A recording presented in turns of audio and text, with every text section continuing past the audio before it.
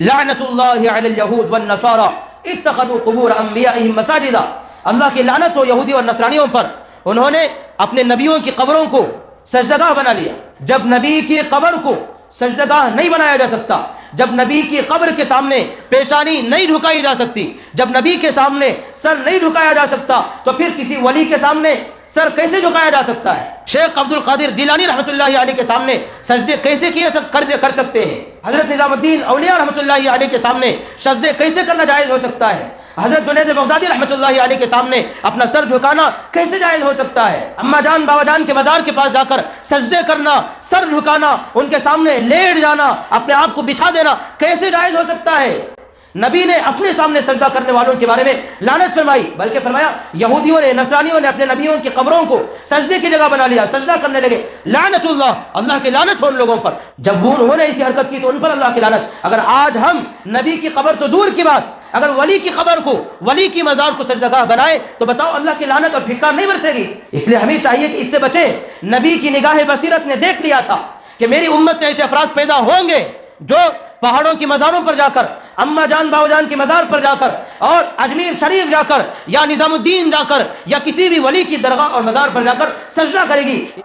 حضور صلی اللہ علیہ وسلم نے ارشاد فرمایا، قسم ہے اس ذات پاک کی جس کے قبضے میں میری جان ہے، اس روئے زمین پر کسی مسلمان کو بھی کوئی تکلیف پہنچتی ہے یا کوئی بخار آتا ہے، اس کے بخار اور تکلیف کی وجہ سے اس کے گناہ ایسے کم ہوتے ہیں جیسے خزاں کے موسم میں درخت سے پتے گرتے اور کم ہو جاتے ہیں۔ بسم اللہ الرحمن الرحیم، الحمد للہ وحدہ والصلاة والسلام على من لا نبی بعدہ، اما بعد فاعوذ باللہ من الشیطان الرجیم، بسم اللہ الرحمن الرحیم۔ كل نفس ذائقة الموت، وقال تبارك وتعالى إنك ميت وإنهم ميتون، صدق الله العظيم۔ رب اشرح لي صدري ويسر لي أمري، رب اشرح لي صدري ويسر لي أمري، رب اشرح لي صدري ويسر لي أمري۔ اللهم صل على سيدنا محمد وعلى آل محمد كما صليت على إبراهيم وعلى آل إبراهيم إنك حميد مجيد۔ اللهم بارك على محمد وعلى آل محمد كما باركت على إبراهيم وعلى آل إبراهيم إنك حميد مجيد۔ اللهم صل على سيدنا محمد في أول كلامنا، اللهم صل على سيدنا مولانا محمد في أوسط كلامنا، اللهم صل على سيدنا محمد في آخر كلامنا۔ بزرگان محترم، قابل قدر، معزز و مکرم مسجد میں تشریف فرما احباب، چونکہ سیرت کے تعلق سے تقریباً 2 مہینوں سے بات چلتی ہوئی آ رہی ہے، اس لیے میں نے مناسب سمجھا کہ ہمارے درمیان میں ہمارے نبی حضرت محمد صلی اللہ علیہ وسلم کی وفات کا ذکر بھی آ جائے۔ ربیع الاول کا وہ مہینہ ہے جس میں آپ صلی اللہ علیہ وسلم کی ولادت ہوئی، اور ربیع الاول وہ مہینہ ہے جس میں آپ صلی اللہ علیہ وسلم کی وفات بھی ہوئی۔ اللہ فیصل ہے، اللہ حاکم ہے۔ اللہ کے فیصلے اس کی صمدیت کو، اس کی وحدانیت کو ظاہر کرتے ہیں۔ وحدانیت، وہ ایک ہے، اکیلا ہے، تنہا ہے، اس کا کوئی شریک نہیں، وہ ہمیشہ سے ہے، ہمیشہ رہے گا، وہ زندہ ہے، اسے موت نہیں ہے، وہ کسی کا محتاج نہیں ہے، اور اس کے فیصلے صمدیت کو ظاہر کرتے ہیں، یعنی وہ بے نیاز۔ بے نیاز صمد کسے کہتے ہیں؟ صمد کہتے ہیں اس ذات کو جو ذات کسی کی محتاج نہ ہو اور تمام اس کے محتاج ہوں۔ کل شیء یحتاج الیہ ولا یحتاج الی احد، تمام چیزیں اس کی محتاج مگر وہ کسی کا محتاج نہیں، اسے صمد کہتے ہیں، بے نیاز کہتے ہیں۔ اور اللہ جب فیصلہ فرماتا ہے تو اس کے فیصلے کو ٹالنے کی کسی میں جرت نہیں ہے، اس کے فیصلوں کے سامنے چو و چرا کرنے کی کسی میں مجال نہیں ہے۔ وہ قادر مطلق، احکم الحاکمین، بادشاہ قوت والا، طاقت والا، اس کے سامنے اف کرنے کی کسی میں مجال نہیں ہے۔ چنانچہ حضرت محمد صلی اللہ علیہ وسلم کے بارے میں اللہ نے ارشاد فرمایا، انک میت وانہم میتون، آپ کو موت آنے والی ہے اور وہ لوگ بھی مریں گے. دوسری جگہ ارشاد فرمایا کل نفس ذائقۃ الموت، ہر نفس کو موت کا مزہ چکھنا ہے. یہ اللہ کا فیصلہ ہے کہ ہر نفس، ہر جاندار، ہر حیوان کو موت کا مزہ چکھنا ہے. اور ہمارے نبی حضرت محمد صلی اللہ علیہ وسلم بھی ایک ذات ہیں، ایک نفس ہیں، ایک جاندار ہیں، سارے انسانوں میں اعلیٰ، سارے انسانوں میں بالا، ساری مخلوقات میں اشرف آپ کی ذات گرامی ہے. مگر آپ بھی ایک نفس ہیں، آپ بھی ایک انسان ہیں، آپ پر بھی موت آنا ہے. انک میت وانہم میتون، آپ مرنے والے ہیں. وانہم میتون، اور وہ لوگ بھی مرنے والے ہیں. اللہ کا فیصلہ ہے. چنانچہ آپ کی ذات گرامی پر موت آئی، آپ دنیا سے پردہ فرما گئے. آپ کو ایک مشن دیا گیا تھا، آپ کو ایک کام دیا گیا تھا، آپ کو دین اور شریعت سے نوازا گیا تھا. آپ کو دین اور شریعت کی ذمہ داری دی گئی تھی کہ آپ دین کو، شریعت کو، قرآن کو، حدیث کو لوگوں تک پہنچائیں. اور جب آپ یہ دیکھ لیں کہ آپ کی ذمہ داری ادا ہو گئی، آپ کا کام پورا ہو گیا، دین شریعت لوگوں تک پہنچ گیا، تو آپ آخرت کی تیاری کریں. آیت شریفہ نازل ہوئی، ایک مختصر سا دستور العمل دیا گیا، کیونکہ آپ کی زندگی مکمل ہو چکی تھی، آپ کا کام پورا ہو چکا تھا، دین، شریعت، قرآن لوگوں تک پہنچ گیا تھا، کام پورا ہو گیا تھا. تو اللہ نے مختصر ایک دستور العمل دیا. اذا جاء نصر اللہ والفتح، جب اللہ کی مدد اور فتح آ جائے. ورأيت الناس يدخلون في دين اللہ، اور پھر آپ لوگوں کو دیکھیں يدخلون في دين اللہ افواجا، جوق در جوق، جماعت در جماعت ہو کر اسلام میں داخل ہو رہے ہیں. فسبح بحمد ربک واستغفر، تو آپ اللہ کی تسبیح بیان کیجئے، اپنے رب کی تسبیح بیان کیجئے. واستغفر، اور استغفار کیجئے.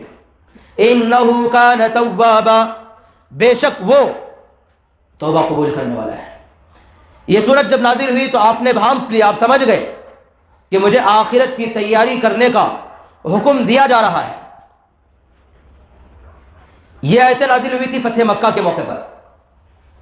پھر حجۃ الوداع کے موقع پر ایک اور آیت نازل ہوئی، الیوم اکملت لکم دینکم واتممت علیکم نعمتی ورضیت لکم الاسلام دینا، ہم نے آپ کے دین کو کامل اور مکمل کر دیا. واتممت علیکم نعمتی، اور تم پر ہماری نعمت کو، میری نعمت کو مکمل کر دیا. ورضیت لکم الاسلام دینا، اور آپ کو دین اسلام دے کر ہم راضی ہو گئے. یہ آیت نازل ہوئی تو آپ سمجھ گئے کہ مجھے آخرت کی تیاری کا حکم دیا جا رہا ہے، اور یہ بتایا جا رہا ہے کہ میری ذمہ داری پوری ہو چکی، دین لوگوں تک پہنچ چکا، اسلام لوگوں تک پہنچ چکا، قرآن لوگوں تک پہنچ چکا، اب مجھے آخرت کی تیاری کرنی ہے. چنانچہ آپ صلی اللہ علیہ وسلم نے آخرت کی تیاری شروع فرما دی. اسی سال جب رمضان آیا تو آپ صلی اللہ علیہ وسلم کا معمول تھا ہر سال رمضان میں ایک عشرے کا اعتکاف فرماتے تھے، 10 دن کا. مگر اس رمضان کو آپ صلی اللہ علیہ وسلم نے 20 دن کا اعتکاف فرمایا، 2 عشروں کا اعتکاف فرمایا. ہر سال حضرت جبرائیل علیہ السلام آپ کی خدمت میں آ کر قرآن کو سنایا کرتے تھے ایک مرتبہ، مگر اس سال میں آپ صلی اللہ علیہ وسلم کے بعد حضرت جبرائیل آئے اور 2 مرتبہ قرآن کو دہرایا، 2 مرتبہ سنائے. تو آپ صلی اللہ علیہ وسلم نے آخرت کی تیاری شروع فرما دی. ایک اور حدیث میں آیا، ایک دن صلی رسول اللہ صلی اللہ علیہ وسلم قتل احد بعد 8 سنین، غزوہ احد میں شہید ہونے والے شہیدوں پر دعا کرنے کے لیے جنت البقیع تشریف لے گئے. تقریباً 8 سال کا عرصہ گزر چکا تھا، غزوہ احد ہو کر 8 سال گزر چکے تھے، مگر 8 سال کے بعد آپ صلی اللہ علیہ وسلم نے احد کے شہیدوں پر دعا کرنے کے لیے قبرستان تشریف لے گئے اور دعا فرمائی. یوں محسوس ہو رہا تھا کالمودع للاحیاء، کالمودع الاحیاء، گویا کہ آپ صلی اللہ علیہ وسلم زندوں کو جس طرح سے رخصت کرتے ہیں اس طرح سے آپ صلی اللہ علیہ وسلم نے احد کے شہیدوں پر دعا پڑھی، احد کے شہیدوں کو گویا کہ رخصت کیا۔ یہ سب آپ صلی اللہ علیہ وسلم کی آخرت کی تیاری تھی۔ آپ حضرت عائشہ رضی اللہ عنہ بیان کرتی ہیں، ایک مرتبہ آپ صلی اللہ علیہ وسلم جنت البقیع سے گھر تشریف لائے، آپ کے سر میں درد شروع ہوا اور سر کے درد میں اضافہ ہوتا چلا گیا، پھر آپ صلی اللہ علیہ وسلم کو بخار لاحق ہوئی، بخار میں اضافہ ہوتا چلا گیا، بڑی سخت بخار آئی، اور آپ کا یہ معمول رہا کہ آپ صلی اللہ علیہ وسلم کے بدن میں جب تک قوت تھی، طاقت تھی، نماز کے واسطے مسجد تشریف لایا کرتے تھے۔ جب بخار میں شدید اضافہ ہوا، تکلیف بڑھ گئی، تو آپ صلی اللہ علیہ وسلم مسجد میں لانے سے رک گئے، بلکہ آخری نماز وہ ادا فرمائی جو مغرب کی نماز تھی۔ سر میں سخت درد تھا اور سر پر پٹی بندھی ہوئی تھی۔ مغرب کی نماز میں سورہ مرسلات اللہ کے نبی صلی اللہ علیہ وسلم تلاوت فرمائی، اور پھر گھر تشریف لے گئے۔ عشاء کا وقت آیا، آپ نے پوچھا کیا عشاء ہو گئی؟ لوگوں نے بتایا آپ صلی اللہ علیہ وسلم کا ہی انتظار ہے، حضور کا ہی انتظار ہے۔ پھر کچھ دیر کے بعد پوچھا کیا نماز ہو گئی؟ اس طرح سے 3 مرتبہ ہوا۔ چوتھی مرتبہ جب آپ کو افاقہ ہوا تو آپ نے ارشاد فرمایا مروا ابا بکر فلیصلی بالناس، ابو بکر کو حکم دو، ابو بکر سے کہو کہ وہ نماز پڑھائے۔ حضرت ابو بکر رضی اللہ عنہ کو بتایا گیا تو حضرت ابو بکر رضی اللہ عنہ اور پورے صحابہ رونے لگے، ہچکیاں مار کر رونے لگے۔ کیوں؟ زندگی بھر آپ صلی اللہ علیہ وسلم نے نماز پڑھائی تھی، اب حضرت ابو بکر رضی اللہ عنہ کے حوالے نماز امامت ہو رہی ہے تو ہچکیاں نکل گئی۔ حضرت ابو بکر صدیق رضی اللہ عنہ نے نماز پڑھائی، پھر آپ صلی اللہ علیہ وسلم کی بیماری میں کمی اضافہ ہوتا رہا۔ روایتوں میں آیا ہے 4 دن پہلے آپ صلی اللہ علیہ وسلم نے 7 مشکلوں کا پانی لے کر غسل کیا، اور غسل فرمانے کے بعد حضرت علی و عباس رضی اللہ عنہما کے کاندھوں پر ہاتھ رکھ کر ان کے سہارے سے مسجد تشریف لائے، مسجد تشریف لائے۔ نماز ہو رہی تھی، صحابہ نے محسوس کر لیا کہ آپ صلی اللہ علیہ وسلم تشریف لا رہے ہیں۔ حضرت ابو بکر رضی اللہ عنہ صحابہ کے اشاروں کو سمجھ کر پیچھے ہٹنے لگے۔ آپ صلی اللہ علیہ وسلم نے ان کو روکا اور ان کے پہلو میں جا کر بیٹھ گئے۔ حضرت ابو بکر رضی اللہ عنہ کے پہلو میں جا کر، بازو میں جا کر بیٹھ گئے، اور حضرت ابو بکر رضی اللہ عنہ آپ صلی اللہ علیہ وسلم کی حرکتوں کو دیکھ کر رکوع سجدہ کرتے گئے، اور سارے صحابہ حضرت ابو بکر رضی اللہ عنہ کی نقل و حرکت کو دیکھ کر نماز ادا فرمائے۔ نماز کے بعد آپ صلی اللہ علیہ وسلم نے آخری خطبہ ارشاد فرمایا، آخری خطبہ، زندگی کا آخری خطبہ ارشاد فرمایا، آخری بیان فرمایا۔ اس کا چند حصہ حضرت ابو سعید خدری رضی اللہ عنہ نقل فرماتے ہیں آپ صلی اللہ علیہ وسلم نے ارشاد فرمایا ان اللہ خیر عبدا بین الدنیا و بین ما عنده، نبی نے فرمایا اللہ نے اپنے بندے کو اختیار دیا ہے دنیا اور آخرت، ان دونوں میں سے جس کو چاہے اختیار کر لے۔ اللہ نے اپنے بندے کو اختیار دیا ہے دنیا اور اللہ، ان دونوں کے درمیان میں جس کو اختیار کرنا چاہے وہ اختیار کر لے۔ خیر ذلک العبد ما عند اللہ، اس بندے نے اللہ کو اختیار کر لیا ہے۔ فبکا ابو بکر، حضرت ابو بکر رضی اللہ عنہ رونے لگے۔ فعجبنا، صحابہ فرماتے ہیں ہمیں بڑا تعجب ہوا حضرت ابو بکر رضی اللہ عنہ کے رونے سے، صرف اس بات پر نبی نے فرمایا کہ اللہ نے ایک بندے کو اختیار دیا، چاہے تو وہ اللہ کو اختیار کرے، چاہے تو وہ دنیا کو اختیار کرے، اس بندے نے اللہ کو اختیار کر لیا۔ اس میں کون سی بات ہے، کون سا مسئلہ ہے؟ صحابی فرماتے ہیں حضرت ابو بکر رضی اللہ عنہ ہوا اعلمنا، ہمیں سب سے زیادہ نبی کے مزاج کو جاننے والے، نبی کی باتوں کا علم رکھنے والے تھے۔ وہ بندہ جس بندے کو اللہ نے اختیار دیا تھا وہ بندہ کوئی اور نہیں بلکہ ہمارے نبی حضرت محمد صلی اللہ علیہ وسلم ہی تھے۔ چنانچہ آپ رونے لگے۔ جب حضور صلی اللہ علیہ وسلم نے آپ کو روتے ہوئے دیکھا تو ارشاد فرمایا لوگوں میں سب سے زیادہ اگر کسی کا میرے اوپر احسان ہے تو وہ ابو بکر کا، ان کے مال کا، ان کی رفاقت کا میں بڑا ممنون ہوں، مشکور ہوں۔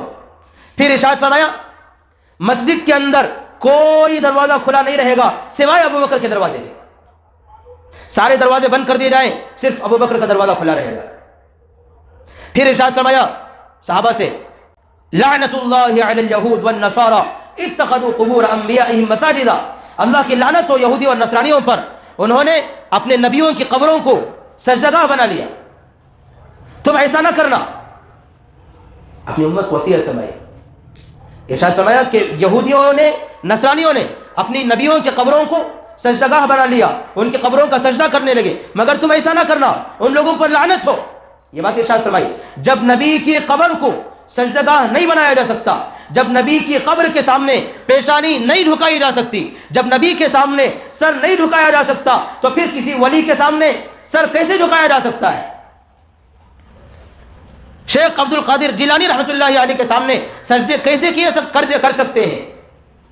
حضرت نظام الدین اولیاء رحمۃ اللہ علیہ کے سامنے سجدے کیسے کرنا جائز ہو سکتا ہے؟ حضرت جنید بغدادی رحمۃ اللہ علیہ کے سامنے اپنا سر جھکانا کیسے جائز ہو سکتا ہے؟ اما جان بابا جان کے مزار کے پاس جا کر سجدے کرنا، سر جھکانا، ان کے سامنے لیٹ جانا، اپنے آپ کو بچھا دینا کیسے جائز ہو سکتا ہے؟ نبی نے اپنے سامنے سجدہ کرنے والوں کے بارے میں لعنت فرمائی، بلکہ فرمایا یہودیوں نے، نصرانیوں نے اپنے نبیوں کی قبروں کو سجدے کی جگہ بنا لیا، سجدہ کرنے لگے۔ لعنت اللہ، اللہ کی لعنت ہو ان لوگوں پر، تم ایسا نہ کرنا۔ جب انہوں نے ایسی حرکت کی تو ان پر اللہ کی لعنت۔ اگر آج ہم نبی کی قبر تو دور کی بات، اگر ولی کی قبر کو، ولی کی مزار کو سجدگاہ بنائے تو بتاؤ اللہ کی لعنت اور پھٹکار نہیں برسے گی؟ اس لیے ہمیں چاہیے کہ اس سے بچیں۔ نبی کی نگاہ بصیرت نے دیکھ لیا تھا کہ میری امت میں ایسے افراد پیدا ہوں گے جو پہاڑوں کی مزاروں پر جا کر، اما جان باو جان کی مزار پر جا کر، اور اجمیر شریف جا کر، یا نظام الدین جا کر، یا کسی بھی ولی کی درگاہ اور مزار پر جا کر سجدہ کرے گی۔ اس لیے نبی نے فاتح مرگ میں، انتقال کے قریب میں بھی وصیت فرمائی، ایسی حرکت نہ کرنا، یہ شرک ہے۔ اور پھر اللہ کے نبی صلی اللہ علیہ وسلم نے ارشاد فرمایا، صحابہ انصار کے بارے میں فرمایا، انصار کا خیال رکھنا، انصار کے ساتھ نرمی کا برتاؤ کرنا، حسن سلوک کا معاملہ اختیار کرنا، ان کے فضائل بیان فرمائے۔ حالانکہ آپ صلی اللہ علیہ وسلم کو سخت بخار تھا، بہت سخت بخار۔ حضرت ابو سعید خدری، حضرت عبداللہ ابن عمر، حضرت عمر، تین صحابی کی روایتوں میں آیا، صحابہ نے عرض کیا، فرماتے ہیں ہم نے آپ صلی اللہ علیہ وسلم کے بدن مبارک پر ہاتھ رکھا تو ہاتھ رکھے نہیں جا سکتے تھے، درا حال ہے کہ آپ کے بدن مبارک پر موٹی چادر تھی، اس چادر کے اوپر اگر ہاتھ رکھیں تو محسوس ہوتا تھا کہ آپ کی گرمی آ رہی تھی اندر سے۔ اتنی سخت بخار کے باوجود بھی آپ صلی اللہ علیہ وسلم مسجد میں تشریف لائے، درا حال ہے کہ اگر کوئی اتنا سخت بیمار ہے تو اسے مسجد میں آنا کوئی ضروری نہیں، اس کے لیے گنجائش ہے گھر میں رہ کر نماز پڑھے، مگر آپ نے مسجد میں تشریف لائے۔ صحابہ نے عرض کیا، یا رسول اللہ آپ کو اتنا سخت بخار ہے؟ آپ نے ارشاد فرمایا، مجھے اتنا سخت بخار ہے جتنا تم میں سے دو کو ہوتا ہے، یعنی تم میں سے دو کے برابر مجھے بخار ہے۔ پھر صحابی نے عرض کیا، آپ کو اجر بھی دگنا ملے گا، زیادہ ملے گا؟ حضور صلی اللہ علیہ وسلم نے ارشاد فرمایا، قسم ہے اس ذات پاک کی جس کے قبضے میں میری جان ہے، اس روئے زمین پر کسی مسلمان کو بھی کوئی تکلیف پہنچتی ہے یا کوئی بخار آتا ہے، اس کے بخار اور تکلیف کی وجہ سے اس کے گناہ ایسے کم ہوتے ہیں جیسے خزاں کے موسم میں درخت سے پتے گرتے اور کم ہو جاتے ہیں۔ تو تکلیف، مسلمان کو اگر تکلیف پہنچے یا بیماری آئے، بخار آئے، تو اس کی وجہ سے گناہ معاف ہوتے ہیں، نبی نے ارشاد فرمایا۔ درا آنے کی گنجائش تھی، گھر میں رہ کر نماز پڑھ سکتے تھے، پھر بھی مسجد تشریف لائے۔ یہ سوال اٹھ سکتا ہے، جواب کیا؟ جواب یہ کہ نبی کو اس بات کی گارنٹی نہیں تھی کہ اس بیماری کے بعد نبی با حیات رہیں گے، اس کی کوئی گارنٹی نہیں تھی۔ آپ کو اندازہ ہو گیا تھا، آپ نے محسوس کر لیا تھا کہ میں دنیا میں نہیں رہوں گا، انتقال میرا ہو جائے گا، امت کی ذمہ داری تھی۔ تو آپ نے خطبے میں ارشاد فرمایا، میرے چلے جانے کے بعد میں دروازہ کسی کا مسجد نبوی میں کھلا نہیں رہے گا سوائے ابو بکر کے۔ کیا مطلب؟ جو کوئی بھی اللہ کے گھر میں آئے گا ابو بکر کے دروازے سے آئے گا، جو کوئی بھی نبی کی مسجد میں آئے گا ابو بکر کے دروازے سے گزر کے آئے گا، یعنی خلافت کی طرف اشارہ تھا۔ گویا کہ آپ صلی اللہ علیہ وسلم عملی اعتبار سے خلافت ابو بکر رضی اللہ عنہ کو دینے کے لیے آئے تھے۔ یہاں پر اندازہ لگائے، جو لوگ کہتے ہیں دمادم مست قلندر، علی کا پہلا نمبر، بتائیں نبی نے حضرت ابو بکر کو آگے بڑھایا تھا یا علی کو آگے بڑھایا تھا؟ جو لوگ کہتے ہیں کہ نبی کے چلے جانے کے بعد میں علی خلافت کے زیادہ مستحق تھے، تو آپ بتائیں اگر حضرت علی رضی اللہ عنہ خلافت کے مستحق تھے تو اللہ کے نبی نے سارے دروازے بند کرا دیے سوائے حضرت ابو بکر رضی اللہ عنہ کے۔ کیا نبی انصاف پسند نہیں تھے؟ درا حال ہے کہ آپ صلی اللہ علیہ وسلم گھر سے جو مسجد آئے تھے وہ کس کے سہارے سے؟ حضرت عباس رضی اللہ عنہ اور پھر حضرت علی رضی اللہ عنہ، علی ساتھ میں ہے، پھر بھی نبی نے حضرت علی رضی اللہ عنہ کے دروازے کو کھلا نہیں چھوڑا، حضرت علی رضی اللہ عنہ کو نماز کے لیے آگے نہیں بڑھایا، بلکہ فرمایا ابو بکر کو حکم دیا فلیصلی بالناس، ابو بکر سے کہا جائے کہ وہ امت کی نماز پڑھائے۔ جب نماز میں جو آدمی آگے رہے گا حکومت میں بھی وہی آگے رہے گا، جب نماز میں جو آدمی آگے رہے گا وہ خلافت میں بھی وہی آدمی آگے رہے گا، جو آخرت کے عمل نماز میں آگے رہے گا تو وہ خلافت کے عمل میں بھی وہی آگے رہے گا۔ یہ اشارہ کر دیا۔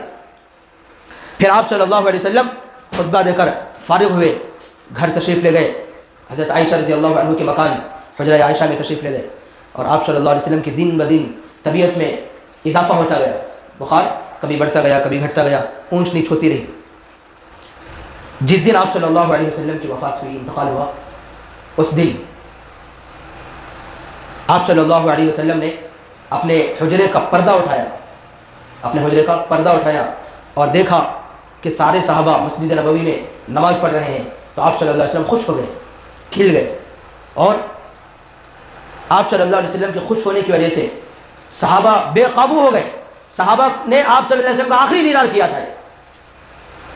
روایتوں میں آیا قریب تھا کہ صحابہ اپنی نمازیں توڑ دیں، حضرت ابو بکر رضی اللہ عنہ پیچھے ہٹنے لگے، آپ صلی اللہ علیہ وسلم نے اشارے سے روکا، پردے کو چھوڑ دیا، مگر کمزوری اتنی تھی کہ پردہ بھی پورے طور پر نہیں پڑ سکا۔ روایت میں آیا ہے، صحابی فرماتے ہیں آپ صلی اللہ علیہ وسلم کا چہرہ مبارک ایسا تھا گویا کہ قرآن کا صفحہ، مصحف کا ایک صفحہ ہو، سفید ہو گیا تھا۔ اس کے بعد اشراق کا وقت آیا، آپ صلی اللہ علیہ وسلم کی طبیعت میں کچھ بہتری تھی، افاقہ تھا آپ کو۔ حضرت ابو بکر رضی اللہ عنہ نماز کے بعد آپ کی خدمت میں تشریف لائے اور آپ سے اجازت لے کر آپ کی اہلیہ کو ملنے کے لیے، عوالیہ مدینے میں ان کا گھر تھا، ملنے کے لیے تشریف لے گئے، کیونکہ سکون آپ صلی اللہ علیہ وسلم کی طبیعت پرسکون تھی، اس لیے آپ تشریف لے گئے۔ حضرت علی رضی اللہ عنہ نے لوگوں میں اعلان کر دیا، اصبح بحمد اللہ بادیا، آپ صلی اللہ علیہ وسلم کی طبیعت بہت اچھی ہے، ٹھیک ہے۔ تو لوگ اپنے اپنے کاموں میں مشغول ہو گئے، حضرت ابو بکر رضی اللہ عنہ چلے گئے، لوگ اپنے کاموں میں مشغول ہو گئے، لوگوں کو تسلی ہو گئی کہ آپ کی طبیعت ٹھیک ہے۔ مگر اس کے کچھ ہی دیر بعد میں پھر دوبارہ طبیعت بگڑی، درد سر شروع ہوا، بخار شروع ہوا، اور طبیعت میں تکلیف شروع ہوئی۔ حضرت فاطمہ رضی اللہ عنہ تشریف لائی۔ حضرت اماں عائشہ رضی اللہ عنہ فرماتی ہیں کہ حضرت فاطمہ رضی اللہ عنہ کی رفتار، چلنے کا انداز حضور صلی اللہ علیہ وسلم کی طرح کا تھا۔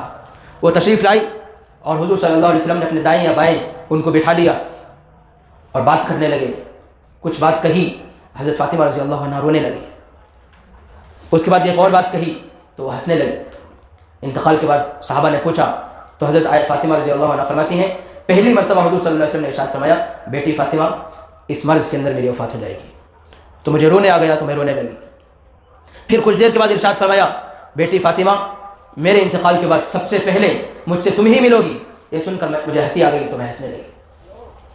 اور آپ صلی اللہ علیہ وسلم کو بڑی سخت تکلیف، نزا کی حالت تھی، نزا کا عالم تھا، آپ کو بڑی تکلیف ہو رہی تھی، اور آپ کے قریب میں آپ نے یہ پیالہ منگوایا، پانی سے بھرا ہوا پیالہ منگوایا، کبھی اس میں ہاتھ ڈالتے، اپنے چہرے پر پھیر لیتے، اور بے قراری تھی، آپ اپنے پیروں کو کبھی پھیلا لیتے، کبھی سمیٹ لیتے، کبھی چادر اوڑھ لیتے، کبھی چادر نکال لیتے، اور آپ کے چہرے پر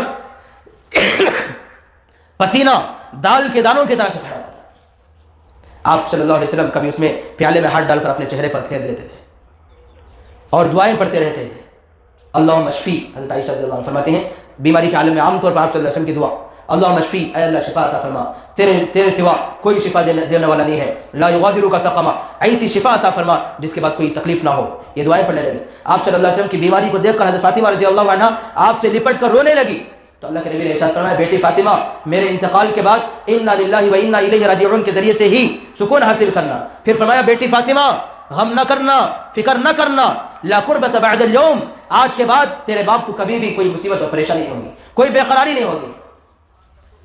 واہ کربا، انہوں نے کہا تھا ہائے تکلیف، ہائے میرے ابا کی تکلیف، یہ بات کہی تو نبی نے ارشاد فرمایا، لا قربت بعد اليوم، آج کے بعد تیرے باپ کو کوئی تکلیف نہیں پہنچے گی۔ اس طرح سے آپ صلی اللہ علیہ وسلم کی بیماری میں اضافہ ہوتا گیا، آپ کی تکلیف میں بڑھوتری ہوتی گئی۔ حضرت عائشہ رضی اللہ عنہ فرماتی ہیں آپ کی زبان مبارک پر الفاظ تھے، لا الہ الا اللہ، لا الہ الا اللہ، ان للموت سکرات، اللہ کے علاوہ کوئی معبود نہیں، بے شک موت کی بڑی سکرات ہے، اور اللہم اعنی عن الکرب، اے اللہ مجھے سکرات الموت سے بچا، موت کی تکلیف سے بچا۔ یہ دعائیں فرما رہے تھے۔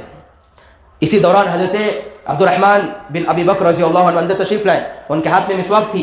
حضرت عائشہ رضی اللہ عنہ فرماتی ہیں آپ صلی اللہ علیہ وسلم کی نگاہ مبارک مسواک پر جم گئی، آپ اسی کی طرف غور سے دیکھنے لگے۔ اما جان فرماتی ہیں میں سمجھ گئی کہ آپ مسواک کرنا چاہتے ہیں، میں نے ان کے ہاتھ سے مسواک لیا اور اپنے دانتوں سے اس کو نرم کیا اور آپ صلی اللہ علیہ وسلم کو مسواک کرایا، تو آپ نے عام معمول سے ہٹ کر آپ نے بہت اچھی طرح سے مسواک کیا۔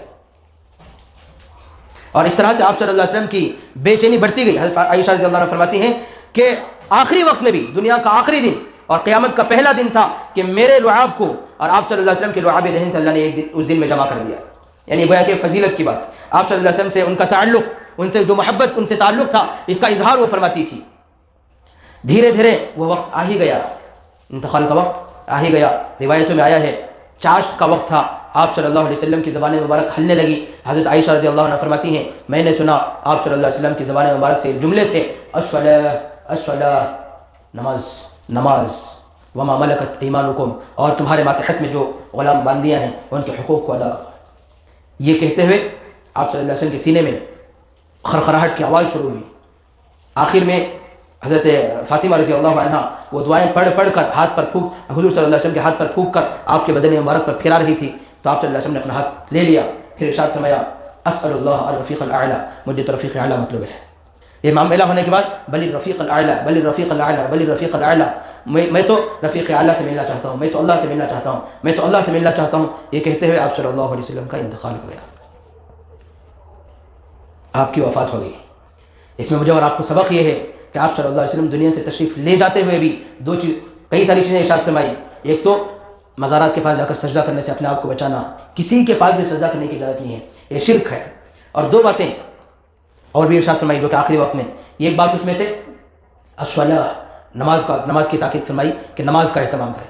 اور دوسرا فرمایا وما ملکت ایمانکم، ہماری ماتحتی میں جو کوئی بھی ہیں، کام کرنے والے ہیں، نوکر چاکر ہیں، یا کوئی بھی ہمارا رشتہ ہمارے پاس کام کر رہا ہے، ہمارے سے چھوٹا کام کر رہا ہے، ہمارے پاس کوئی کام کر رہا ہے، تو ہم اس کے ساتھ نرمی کا معاملہ کریں، حسن سلوک کا معاملہ کریں، اور اچھائی کی طرف ان کو تلقین کریں، ترغیب دیں، نمازوں کا ان کو اہتمام کرائیں، اور اچھی صفات کا ان کو عادی بنائیں. اگر ہمارے مرنے کے بعد کل قیامت کے دن اللہ مجھ سے اور آپ سے یہ سوال کرے گا کہ کیا تم نے نماز پڑھی تھی، تو ہم جواب دیں گے نماز پڑھی تھی. پھر اللہ یہ بھی پوچھے گا کیا تیرے پاس جو ماتحت میں تھا اس کو تو نے نماز کے بارے میں کہا تھا، یا تیرے کام کی وجہ سے اس نے نماز چھوڑی تھی، تیرے دکان کی وجہ سے نماز چھوڑ دیا تھا، تیری فیکٹری کی وجہ سے نماز چھوڑ دی تھی، تیرے کام کی وجہ سے اس نے نماز چھوڑی تھی. یہ بھی تو سوال ہوگا. تو ہم اپنی ذمہ داری سمجھتے ہوئے ہم اپنے پاس جو کوئی بھی کام کرنے والے ہیں، ہمارے ماتحت میں ہیں، ہم اپنی بھی نماز کی نگرانی کریں، ان کی بھی نماز کی نگرانی کریں، نماز کے اوقات میں ان کو گنجائش دیں، بلکہ حکم کریں کہ نماز پڑھ کے آئیں. اس سے آگے بڑھ کر یہ بات اپنے دماغوں میں رکھیں ہمارے پاس جو کوئی کام کرنے والا ہے، ہمارے پاس جو کوئی بھی تنخواہ پر ہے، وہ نماز پڑھے گا، ہمارے کارخانے میں خیر اور برکت کے فیصلے ہوں گے. اگر ہمارے پاس کام کرنے والا اگر نماز نہیں پڑھتا، خدا کی قسم 10 کام کرنے والے ہو یا 1000 کام کرنے والے ہو، برکت نہیں آ سکتی. ہمارا کارخانہ، ہمارا بزنس لعنت سے بھر جائے گا، نحوست سے بھر جائے گا، مصیبتیں پریشانیاں ہی آ سکتی ہیں. اللہ سے دعا ہے کہ اللہ تعالی ہم سب کو نبی پاک صلی اللہ علیہ وسلم کی اس حادثہ وفات کو سننے کے بعد ان اعمال کی توفیق عمل کرنے کی توفیق نصیب فرمائے، نمازوں کے اہتمام کی اور اوروں کے حقوق ادا کرنے کی توفیق نصیب فرمائے. وآخر دعوانا الحمد للہ رب العالمین.